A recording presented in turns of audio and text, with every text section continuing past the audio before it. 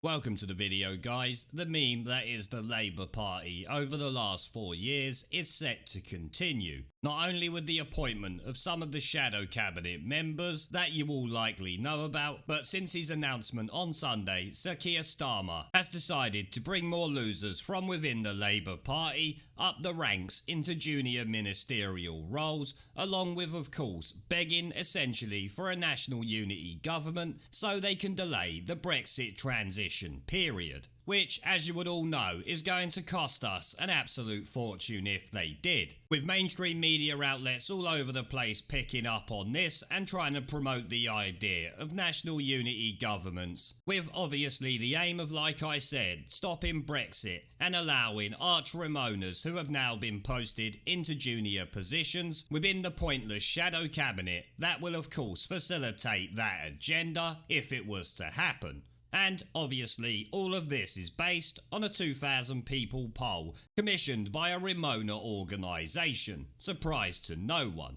Starting off though, we have the Evening Standard, who reported Labour MP Jess Phillips promoted to Sir Keir Starmer's top team, which would be yet another die-hard Ramona within their ranks, though it'd probably be hard for them to actually find a leaver within the Labour Party right now. Given their policy before the last election, I'm sure the few that were there have already long since gone. The new Labour leader has promoted the prominent backbencher Jess Phillips to his top team. Prominent backbencher, yeah, prominent on Twitter, not with the rest of the country, or the people in the city where she lives, it would seem, if recent situations are anything to go by. Miss Phillips, who was in the run-in to replace Jeremy Corbyn, but dropped out before voting began because she couldn't even get the organisations affiliated with the Labour Party to give her their backing because they know she would be an unmitigated shit show as the leader of the Labour Party, which I have to admit is rather a shame because I'm sure many of you would have liked to seen her at the dispatch box opposite Boris Johnson.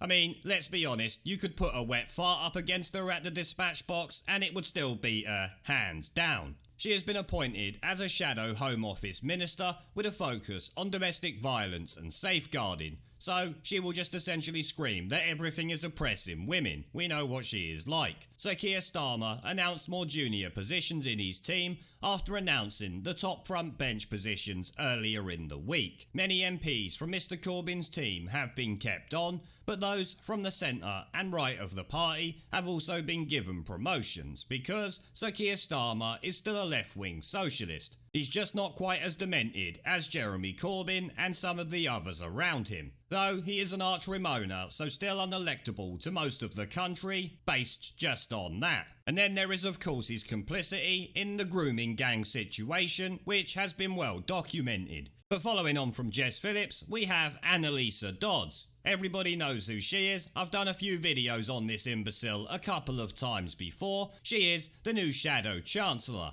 and is warning against a chaotic no-deal Brexit outcome. Because, like the videos where I have covered what she has said in the past, she is an arch-Ramona on the levels of Joe Swinson and Ian Blackford. The last thing the UK businesses need in the current economic climate is a chaotic exit from EU trading rules, Labour's new Shadow Chancellor has warned.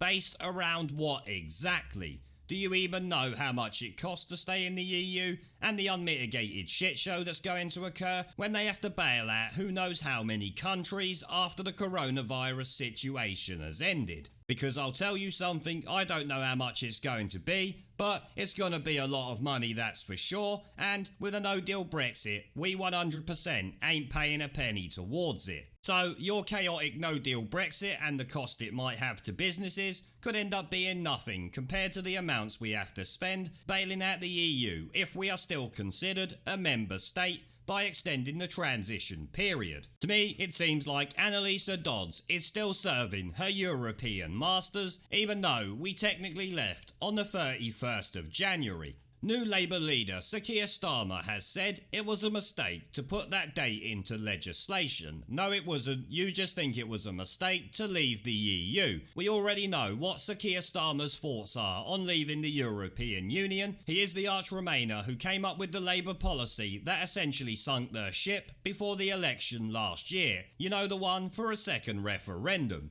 That, of course, was him, along with people like Annalisa Dodds. Annalisa Dodds called for desperately needed cooperation with the EU and other international bodies on the coronavirus crisis, which is true, but we don't need to be a member state of the European Union to do that, do we? Because half of the world is already working together to some degree or another to deal with this situation. But obviously they are acting first and foremost in their own national interest, as we should do, and should have always been doing like the times of old. Because there is nothing better than the nation state looking after itself and looking out for its own citizens. Now obviously we have Worcester MPs who are part of the Conservative Party saying the Brexit extension won't happen despite coronavirus outbreak. Calls for the Brexit transitional period to be extended due to the COVID-19 crisis have been firmly rejected by the city's MP. Robin Walker said there was a clear mandate from last December's general election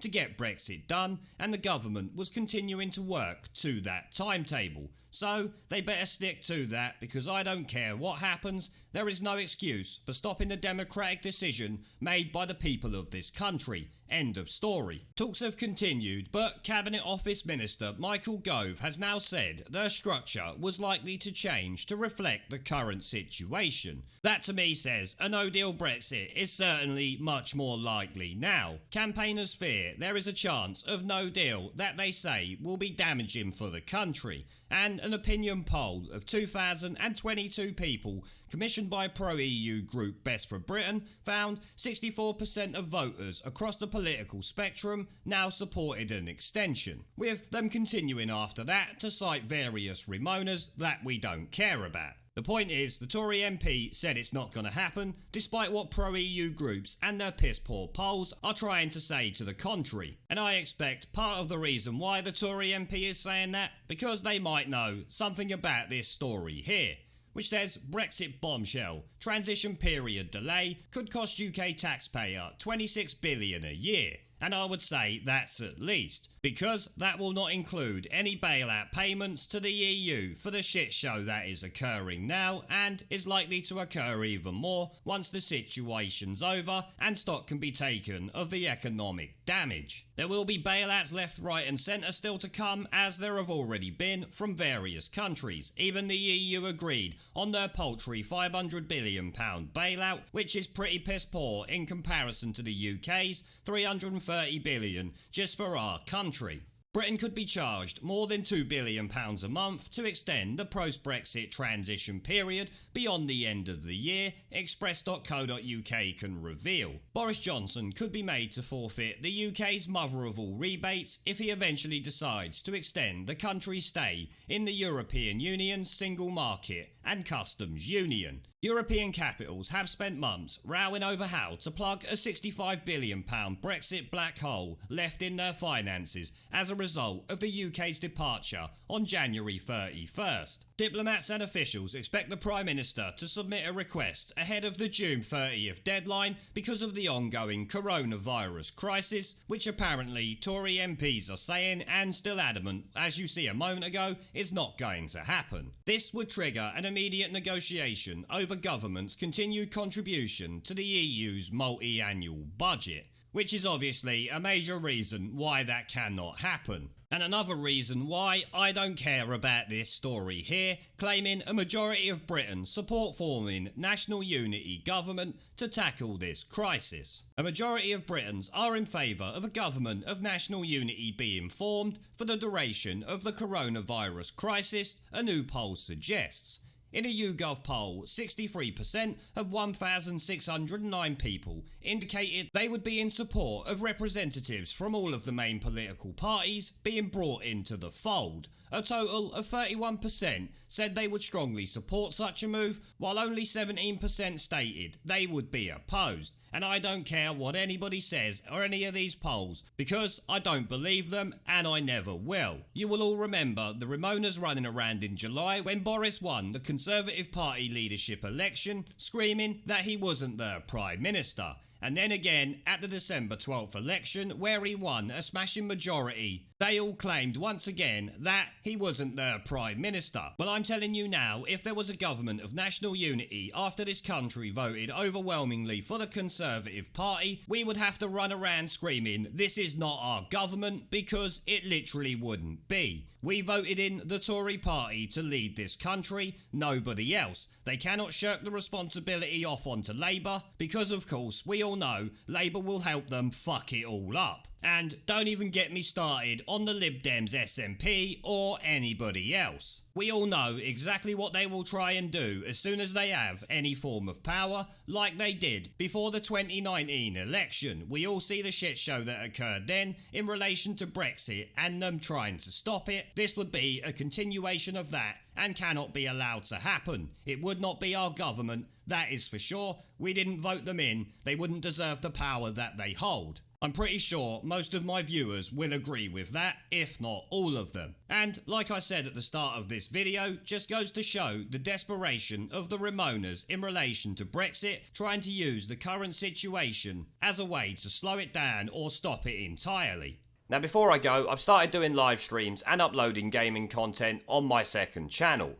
If you would like to come and join me for a live stream to chat in real time, have an interest in gaming related content on YouTube, or just want to follow me over there because you are a legend, the link will be down in the video description below and as a pinned comment. I hope to see you all there. Now as always, before I go, I want to thank our PayPal, Patreon, Subscribestar and YouTube members for supporting the channel, along with everyone who watches my videos. Remember to let me know what you guys think down in the comment section below. Leave a like, subscribe with the notification bell and share this video as it helps the channel a lot. And I will see you all in the next one. There is a pattern consistent throughout history of oppressed people turning on the oppressors. Slaves against their owners, the peasantry against the feudal barons, colonies, Mr. Verhofstadt, against their empires. And that is why Britain is leaving. And it doesn't matter which language you use, we are going and we are glad to be going. We're off.